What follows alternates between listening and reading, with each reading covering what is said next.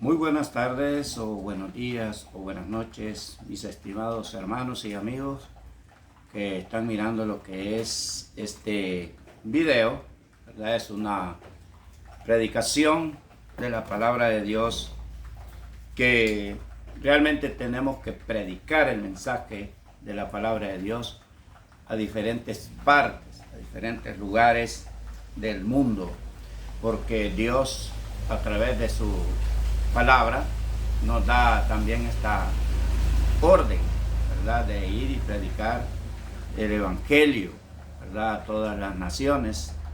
Y nos indica nuestro Padre Celestial que nosotros tenemos ese compromiso de predicar el mensaje de la palabra de Dios. Cuando nos dice la Biblia ir por todo el mundo y predicar el evangelio, predicar a todas partes, realmente a los ministros de nuestro Señor Jesucristo que somos escasos de recursos económicos, se nos hace bien difícil decir que vamos a ir a predicar a otras naciones, que vamos a ir a predicar a otras partes del mundo, ya que se necesita mucho dinero. Pero gracias a nuestro Padre Celestial tenemos la oportunidad, tenemos la bendición de que hoy en día tenemos las redes sociales, tenemos el Facebook, tenemos el Instagram, tenemos lo que es el YouTube y así otras redes para comunicar el mensaje del Evangelio. Esta palabra se difunde, se predica en todo el mundo, se enseña a todo el mundo a través de este video, ¿verdad? A través de este programa también, porque es algo muy importante, ¿verdad? De analizar. Si no puedo de una manera predicar la palabra de Dios, pues podré de otra manera. El caso nuestro antes, predicábamos de casa en casa, predicábamos nosotros la palabra de Dios en montañas, en valles, caseríos, cantones, lugares que casi no ha llegado la palabra de Dios. Así nosotros salíamos a predicar antes del año 2000.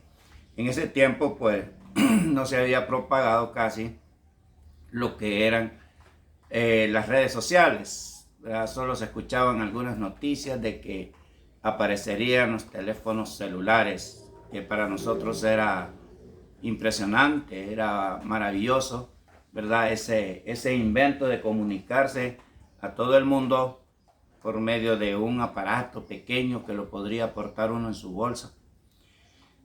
Luego, pues, algo que se observa en todo el mundo, especialmente en nuestra nación, es la cantidad de homicidios, ¿verdad? La cantidad de personas drogadictas, personas esclavizadas en lo que es el alcohol, personas que están sufriendo daños enormes en este mundo, principalmente en nuestra nación, y luego los extorsionadores, esclavos de otros, luego los narcotraficantes, expuesta a su vida todos los días. Entonces, mis amados hermanos, mis amados amigos, hay que analizar nosotros qué está pasando con la humanidad. ¿Por qué tanta distorsionamiento? ¿Por qué tanto problema? ¿Por qué tanta muerte? ¿Por qué tanto engaño? ¿Por qué tanta hipocresía? A veces las autoridades se le pueden presentar amablemente a usted. A veces las autoridades se pueden mostrar amigos con usted, pero no se sabe qué hay detrás de ese uniforme. A veces muchas personas le pueden saludar muy amable, muy alegre, pero no se sabe qué hay dentro del corazón de esas personas sin conocerlas. Entonces, en este mundo, la prostitución, jóvenes, niñas dando a luz, ¿verdad? De 10 años a temprana edad, niños ya pertenecientes a la comunidad gay, ¿verdad? Personas totalmente distorsionadas, su persona como Dios la hizo, como Dios quiso que fuese esa persona. Realmente tendremos que analizar nosotros de dónde vienen esos problemas, de dónde viene y qué podemos hacer, cuál es el consejo, que nos da la palabra de Dios para ayudar a nuestro prójimo. Por ejemplo, nosotros tendremos que analizar dónde viene el cultivo de la familia, ¿verdad? Dónde nos podemos cultivar mejor espiritualmente nosotros con la guía espiritual, porque el cuerpo físico ese muere. Y el diablo lo que quiere es que los hombres mueran físicamente para que su alma se vaya al infierno. Nosotros como predicadores de la palabra de Dios tendremos que exponer algunas ideas, tendremos que exponer algunos materiales bíblicos, espirituales, para que la persona sea guiada y reflexione en la vida con el poder de Dios. Mis amados hermanos, mis amados amigos, como les reitero, hay que analizar cómo está nuestro hogar. A veces nosotros en el hogar decimos mandar, ser responsables porque traemos la comida, o sea, el alimento diario, porque traemos todo lo que necesita el hogar, somos puntuales en los pagos de internet, en el pago del fluido eléctrico, de la energía eléctrica. Somos puntuales en muchas cosas. Trabajando, obtenemos lo que es esos recursos. Pero aparte de esto, de que nosotros, como cabezas del hogar, como varones, y luego la esposa en el hogar responsabilizada también ahí, nosotros a veces pensamos que eso es suficiente. Y no, mis amados. Nosotros tendremos que cultivar espiritualmente, ¿verdad? Moralmente y de una forma ética a nuestra familia. Tendremos que enseñarles valores en la vida. Tendremos que enseñarles realmente lo que es el amor. Tendremos que enseñarle a las personas cómo se puede obtener una larga vida sin problemas en este mundo. Hay muchachos ya de 14, 15 años presos, aunque la ley no avala eso, pero hay un lugar que le llaman corrección de menores o otros lugares de rehabilitación, que eso es peor que estar en un presidio.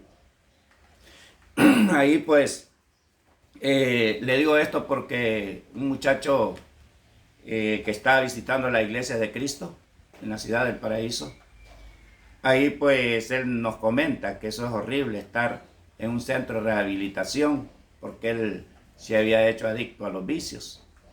Entonces, mi amado hermano, mi amado amigo, ¿qué podemos hacer? Analizar un hogar que realmente sea cristiano, un hogar que sea dirigido conforme a la palabra de Dios. ¿Cómo vamos a comenzar? Vamos a comenzar por cultivarnos a nosotros. Vamos a comenzar por esforzarnos, por aprender más que todo y dejar que sea el Espíritu de Dios quien guíe nuestras vidas. Como dice Salmo 119, versículo 105. Lámpara es, dice, a mis pies tu palabra y lumbrera a mi camino. Cuando la palabra de Dios se identifica como lámpara que alumbra, es para no tropezar, para no caer en una trampa en este mundo, porque en este mundo es como un bosque oscuro, donde hay muchas raíces de muchos árboles que pueden hacer tropezar a muchas personas. Está la raíz del vicio, la raíz del robo, la raíz de la fornicación, la raíz del adulterio, la raíz de diferentes tipos de índole en este mundo que puede hacer tropezar al hombre y puede hacerlo perder su alma. Por eso la palabra de Dios es indicada, es exacta para guiarnos y cultivarnos de una manera que mejore nuestra nación, que mejore nuestra ciudad, que mejore nuestro hogar, que mejore la iglesia. Porque del hogar depende, digamos, todo en una nación. Del hogar depende la mejoría y el crecimiento de la iglesia. Del hogar sale todo. Por eso nuestro Padre Celestial estuvo bastante interesado en esto de lo que es constituir un matrimonio. El hogar es el factor clave en el desarrollo inicial del carácter de toda persona. El hogar, ¿verdad? Solamente el hogar puede ofrecer la seguridad emocional que cada persona en un mundo atribulado, ¿verdad? Está sufriendo. El hogar es la piedra angular de toda nación. ¿A qué me refiero con la piedra angular? La piedra angular se menciona en la Biblia como la piedra principal de donde depende la construcción, la edificación de un edificio. Entonces, si el hogar es la piedra angular, es el principio, es la principal, como quien dice, la escuadra que hoy en día se toma para construir y que todas las paredes y toda la construcción vaya bien anivelada. Como decían antes los señores, que vaya bien a plomo, ¿verdad? Entonces, ¿qué podemos ver? El hogar es el aliado más importante de la iglesia de Cristo, porque del hogar es de donde salen los ancianos de la iglesia, es donde salen lo que muchos conocen como pastores.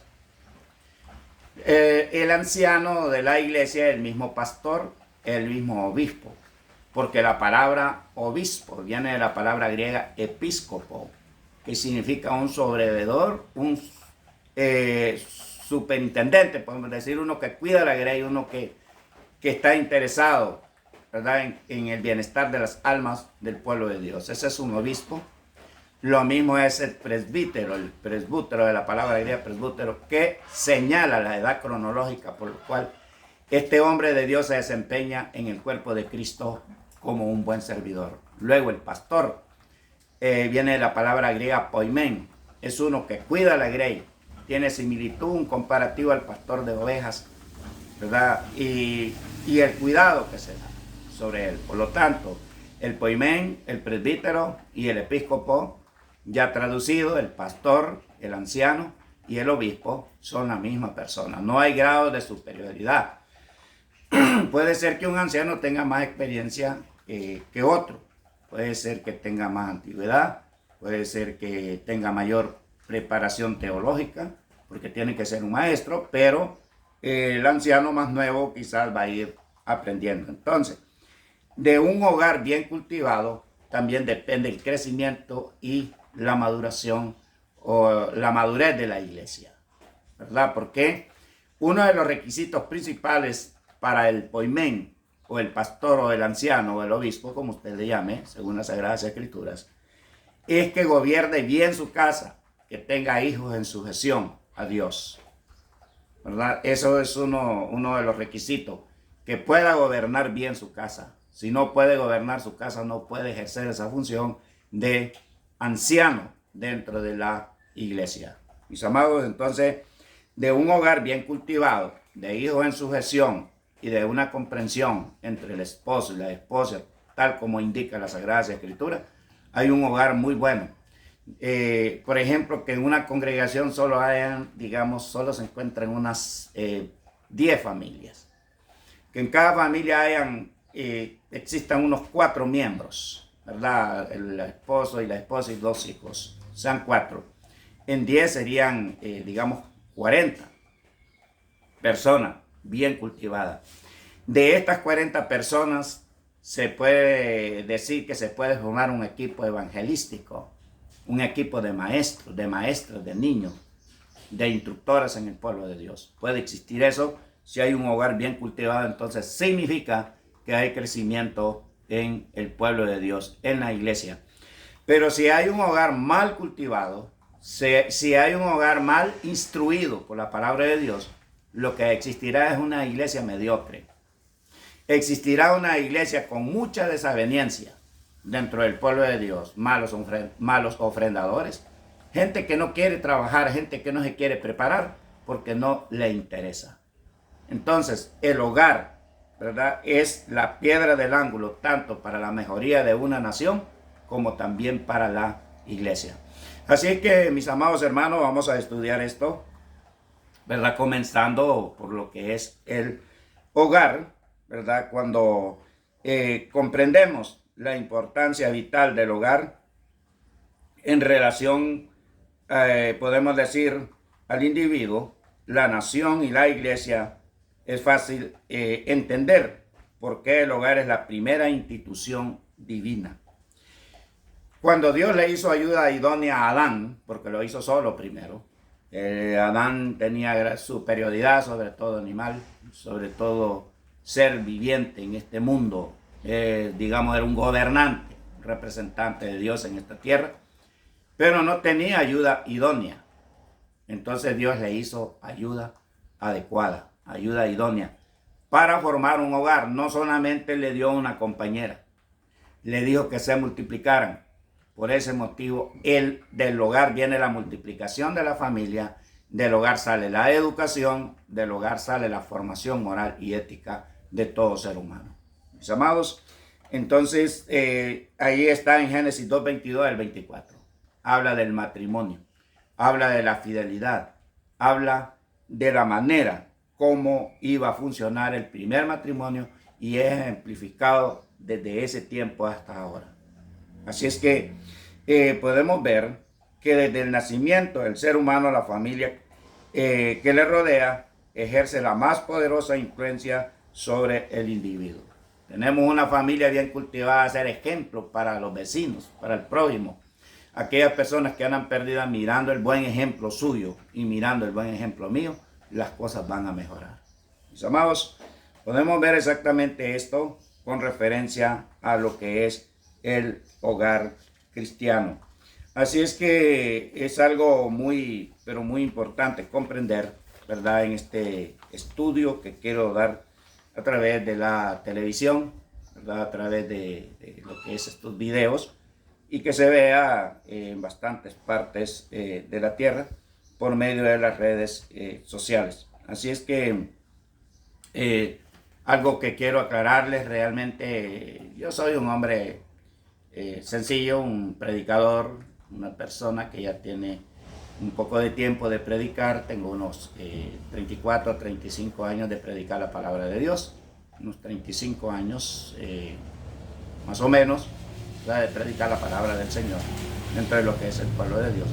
Pero no es que soy superdotado, no soy un psicólogo para tratar temas generales de una familia, ¿verdad? No soy un psicólogo, no soy un erudito en el hogar, no soy tampoco el mejor ejemplo en este mundo, ¿verdad? No soy el mejor padre, ni tampoco tengo los mejores hijos en este mundo. No, para nada. Solo quiero transmitir lo que Dios quiere que nosotros hagamos. Es una lucha que tenemos de principio al final. Nosotros como hijos de Dios tendremos que aprender de la palabra de Dios y identificarnos de ser pobres en espíritu, necesitados, ¿verdad?, de lo que es otro espíritu que es Dios. Primero, en el hogar vamos a analizar qué es un matrimonio, qué es un casamiento. Esa unión entre un hombre y una mujer tiene varios nombres, varios lo identifican como un matrimonio, como casamiento, como unión, ¿verdad? Muchos les dicen pareja, ¿verdad? Diferentes maneras. Que la palabra casarse es unirse un hombre con una mujer. Así lo hizo Dios. Y la palabra matrimonio, pues es cuando ya están unidos, ¿verdad? El matrimonio. Ese es el matrimonio, la unión de un hombre con una mujer. Y la palabra de Dios nos dice quién los une, no dice que es la ley civil. Delante de la ley civil el matrimonio solo tiene que declararse. A eso lo vamos a tratar más adelante, ¿verdad? Ni la iglesia tampoco tiene la potestad de obligar o unir a una persona. Es una decisión muy personal de cada ser humano. Vamos a ver todo eso, lo vamos a estudiar con referencia a la obediencia a la ley civil.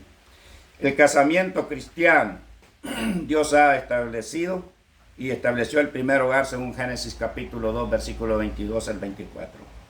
Al mismo tiempo estableció que cada hogar tuviera un principio que llamamos el matrimonio o el casamiento. Cada hogar. Hay una variedad de ceremonias que encontramos en las diferentes culturas del mundo, pero el concepto del casamiento fue establecido por Dios, no por los hombres.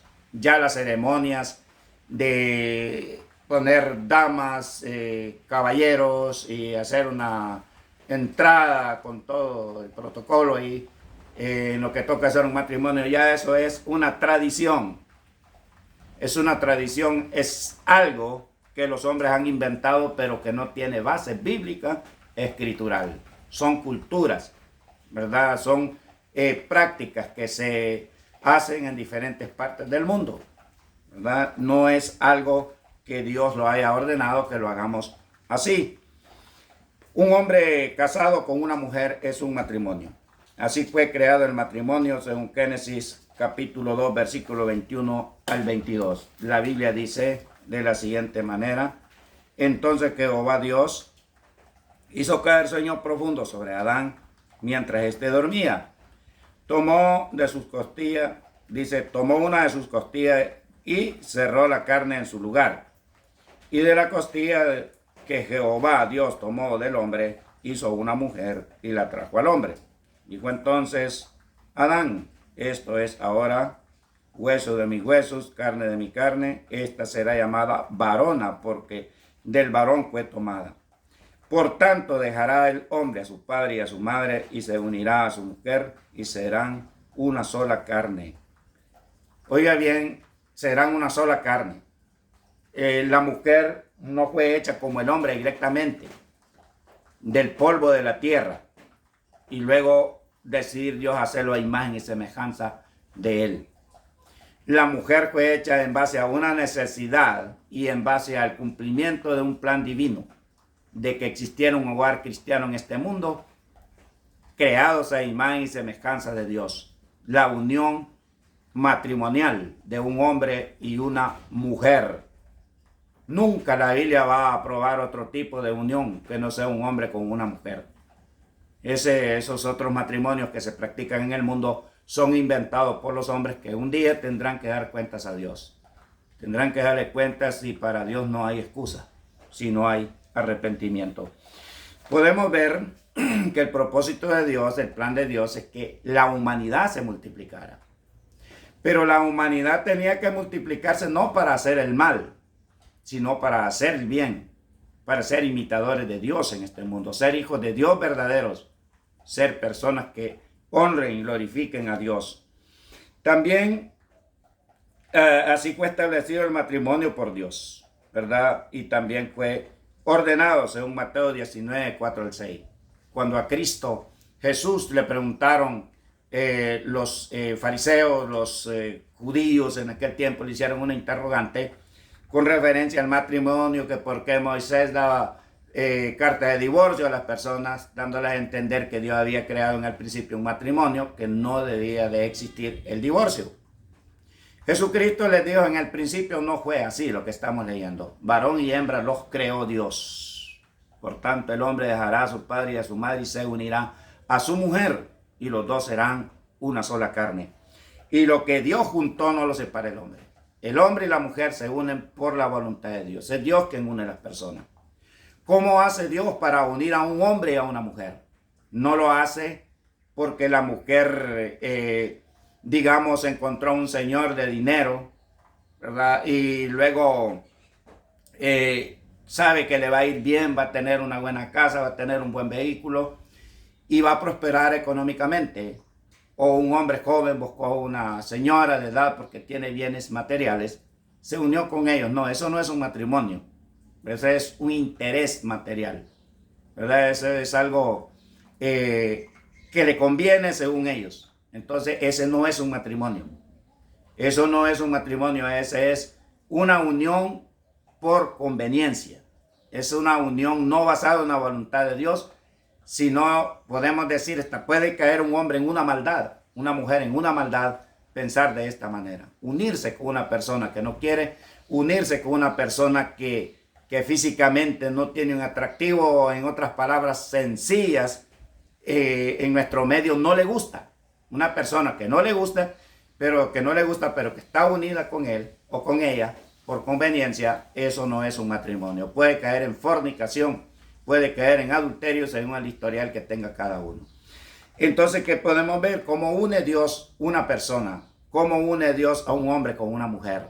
Cuando el hombre siente que le gusta a aquella mujer, que está enamorado de ella, que tiene un atractivo, a viceversa, aquella mujer de aquel hombre se enamora, tiene un atractivo y tiene algo muy importante, que al mirarlo se emociona aquella persona.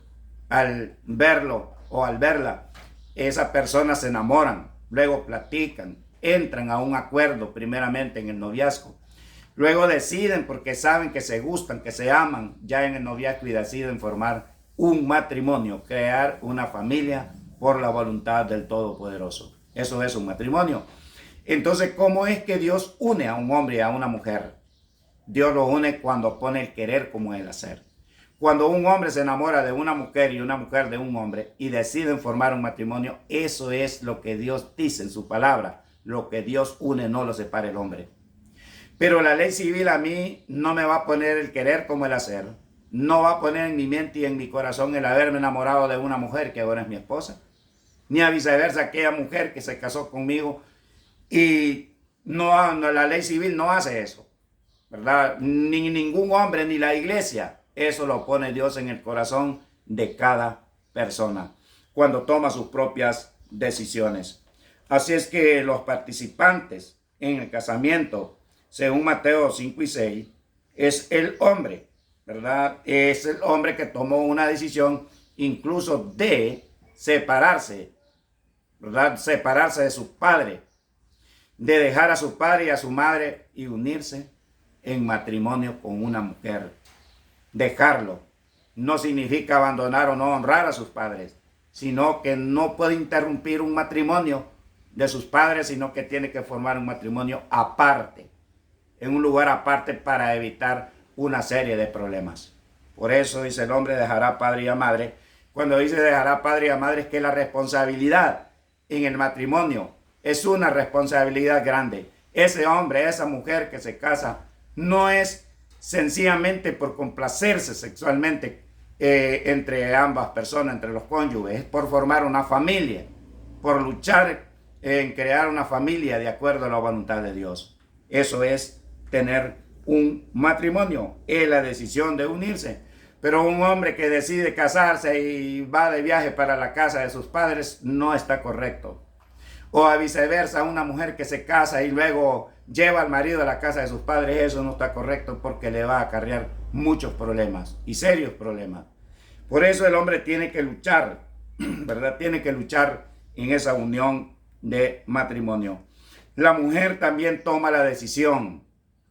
Ya la mujer no tiene que andarle poniendo quejas a su papá o a su mamá. Mire que fulano, mi esposo me regañó, me trata de esta manera. Ir a hacer comentarios con su familia, ir a hacer comentarios con sus padres, eso no se debe de hacer porque lo que está creando son enemistades entre las familias.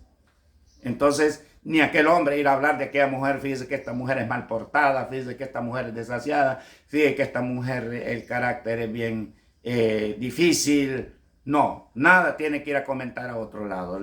Los problemas se arreglan, se solucionan por medio de la conversación, ¿verdad? Por medio de la comunicación, comprendernos unos con otros en casa, pero no ir a incluir a otras personas en nuestros problemas porque estaríamos creando otra serie de problemas más entre ambas familias. Entonces, es la decisión, se toma una decisión y recuérdese que la unión matrimonial es un acto de fidelidad. Tanto el hombre como la mujer debe de comportarse fielmente en el matrimonio. Es una fidelidad. Y este hombre y esta mujer no puede buscar otro cónyuge, al menos que uno de los cónyuges muere. O al menos si hay una falla de fornicación, si hay una infidelidad en el hogar, ese hombre no puede seguir con aquella mujer o aquella mujer con aquel hombre. Así es que, mis amados, miramos esto nosotros, la decisión de formar un matrimonio no es temporal, es por siempre. Por eso es que aquel hombre cuando se va a casar, tiene que pensarlo bien si está seguro con lo que va a hacer o está haciendo. Aquella mujer que se va a casar tiene que pensarlo bien si lo que está haciendo tiene seguridad en su vida para no tener que lamentarlo en un futuro y caer en condenación si luego cae en fornicación y adulterio. Entonces es una decisión que toma el hombre, una decisión que toma la mujer de la unión que se le llama también casar. Casarse es unirse, ¿verdad? Un hombre con una mujer y una mujer con un hombre. Así es que ni la iglesia ni el predicador, le reitero, ni las autoridades civiles no tienen papel directo en el casamiento, o sea, en la unión matrimonial. Muchos dicen fulano de tal no se casó por la iglesia, ese matrimonio no es válido. Por lo tanto, dice, tiene que hacerlo por la iglesia. Muchos dicen, este hombre no ha legalizado su matrimonio por la ley civil. Eso no es un matrimonio, eso es fornicación, eso es falso, eso no lo dice la Escritura. Por ejemplo, los códigos constitucionales dentro de nuestro ámbito de la ley civil aparecen en función, según tengo entendido en la historia, en el año 1821. 1821 años antes, ¿verdad?, de que fuese establecida esta ley, que muchos dicen que si no se cumple fornicación. Entonces los apóstoles no cumplieron estos códigos constitucionales que hay ahora en el matrimonio. Los patriarcas del Antiguo Testamento tampoco no lo cumplieron así, porque no existían estas leyes que tenemos ahora. Entonces, ¿qué pueden señalar con referencia a aquellos santos hombres que están inscritos en el libro de la vida? Y según Apocalipsis 21, versículo 14, aparecen en la Santa Jerusalén. ¿Qué se puede decir de ellos entonces por no haber cumplido esta ley? Hoy en día existe esta ley. Nosotros como cristianos tenemos que cumplirla porque tenemos que someterlo. Pero no podemos señalar de fornicario a alguien que no ha sido infiel con su cónyuge, porque estaríamos cayendo en un error. Porque si yo, el caso mío, no estuviese legalizado mi matrimonio ante la ley civil y que alguien me diga que estoy en fornicación, tiene que comprobármelo con video, con fotografía, con pruebas contundentes para hacerme ese señalamiento.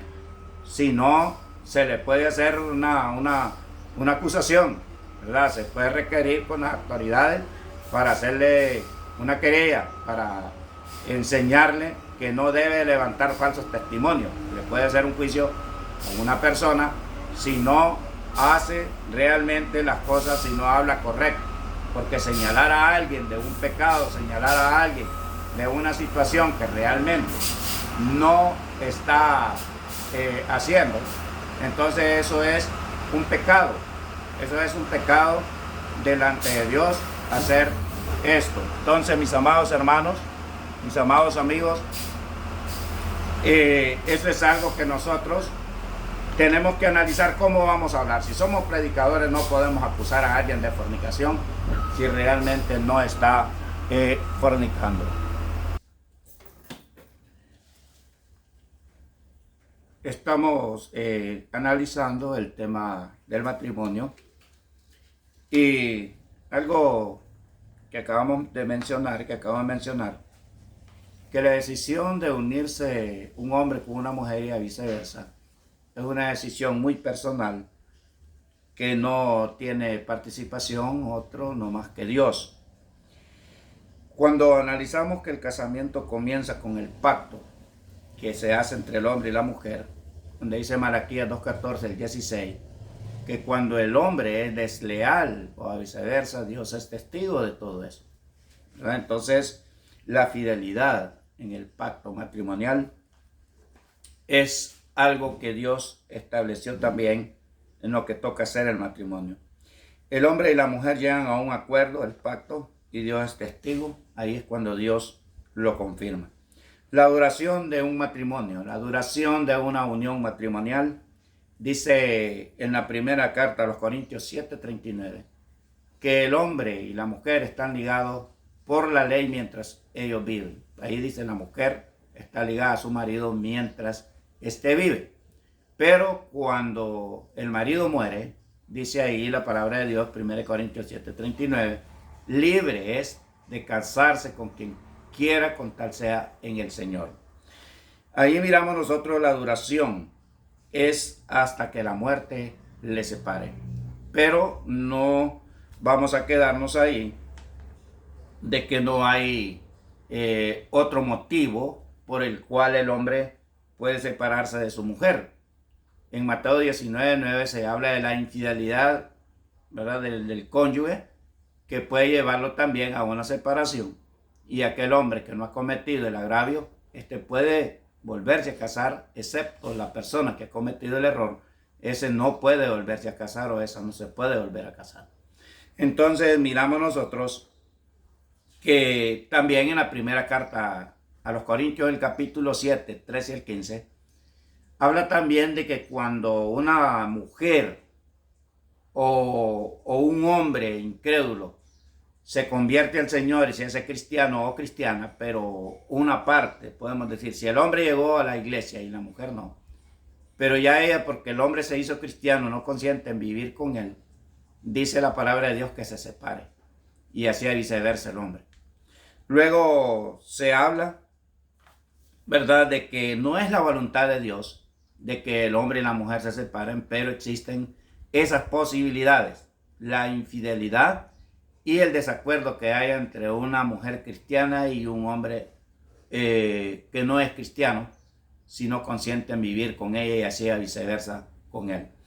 Entonces miramos nosotros en cuanto al matrimonio, la legalización del matrimonio civil.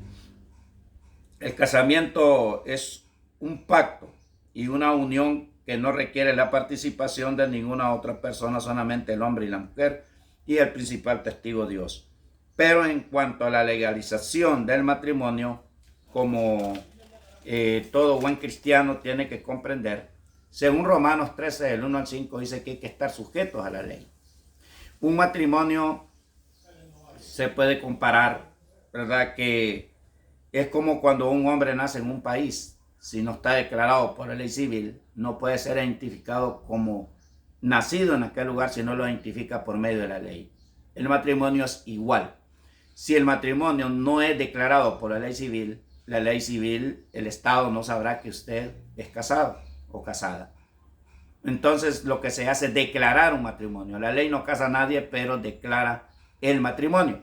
Por ejemplo, un hombre con o sin documentos nacido en Honduras es hondureño. Pero si no se declara, si no se inscribe en el Registro Nacional de las Personas, aquel individuo o aquella mujer, entonces esa persona no podrá tener credencial, nadie le creerá que es nacido en Honduras. Pero cuando ya es inscrito en el registro y saca su DNI, la autoridad le creerá y sabrá de dónde es. Pero con o sin documentos del país, él sigue siendo un hondureño, excepto que si no tiene los documentos es ilegal por la ley, así es el matrimonio. Con o sin acta matrimonial es un matrimonio, pero si no está legalizado ese matrimonio, esa persona no puede ser identificada con un matrimonio porque la ley civil no lo sabe. Entonces al declararlo, lo declara como un matrimonio. Pero la ley civil no casa a nadie, solo declara. Tampoco no es fornicación cuando no ha habido infidelidad del hombre o la mujer. En un matrimonio no hay fornicación. Lo que hay es desobediencia a la ley civil por no declarar tal matrimonio. Así es que el hombre que está casado debe ser responsable en todo, incluso en la declaración de su matrimonio, porque el que se opone a la ley civil peca contra Dios. Entonces el casamiento eclesiástico tampoco. La iglesia no tiene papel directo, ¿verdad?, sobre el matrimonio, pero el que se va a declarar por la ley civil o se va a unir en matrimonio, lo declara por la ley civil, luego pasamos por la iglesia y ahí pues que reciba la bendición de Dios. Ni cosa mejor que la persona declare sus votos de fidelidad delante de Dios y delante de los hombres en la iglesia y que reciba la bendición de Dios a través de su palabra. Por lo tanto, cumplir con la ley civil, ¿verdad?, es bueno, pero la ley civil no casa, solo declara. Pasar por la iglesia y pedir la bendición de Dios y declarar estos votos en la iglesia es bueno, pero la iglesia no tiene papel directo en decir que va a unir a dos personas. La decisión de unirse la hace el hombre y la mujer, según Malaquías 2:14, y el principal testigo es Dios. Le reitero, ya lo demás es complemento. Lo de la ley civil o de la iglesia, todo eso es un complemento, pero no es que la ley civil, reitero, o la iglesia une a una persona. Entonces, mis amados hermanos, les dejo con esto en sus mentes, en sus corazones, en cuanto al matrimonio. Tenemos que dar un buen ejemplo, ¿verdad? Tendremos que dar un buen ejemplo en cuanto al matrimonio. De esta manera, la mujer sujeta a su marido. Los hijos, cuando van creciendo, mirarán que el de la autoridad en la casa es el varón. Él se crecerá con un pensamiento, con una educación correcta en pensar de que el jefe de casa, el cabeza de casa es el varón, no la mujer.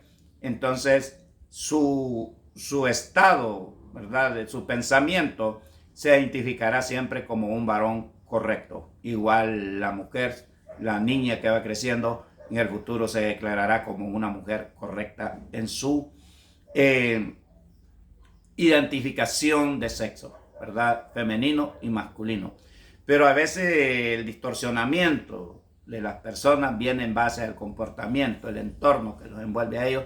Entonces, de esta manera, la persona viene a fallar en su matrimonio. Así pues, tendremos nosotros que, al tener nuestra familia, siempre invitarlos a estudiar la palabra de Dios, a orar juntos y enseñar desde pequeño a nuestros hijos que todo aquello que disfrutamos es por providencia de nuestro Dios Todopoderoso.